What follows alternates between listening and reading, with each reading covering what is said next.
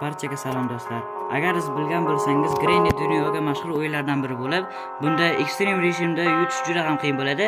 Men sizlarga hozir shu Granny o'yinida oson yutishni o'rgataman. Ekstrem rejim. O'yinni boshlaymiz. O'yin boshlanmoqda, loading.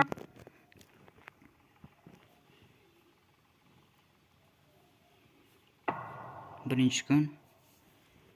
Siz o'yinga kirishingiz bilan yotaqda o'rningizdan turasiz. Hamma qop-qorong'i. Shunda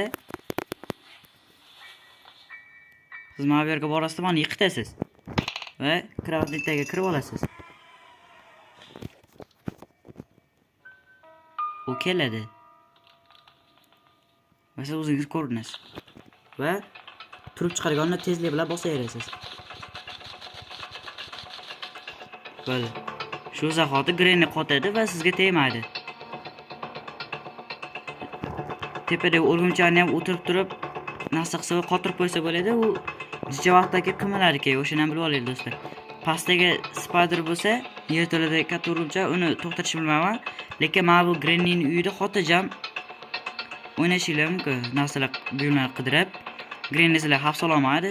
Bular o'ldirsalar, o'qlarsa qilsalar bo'lmaydi endi bu qotgandan keyin.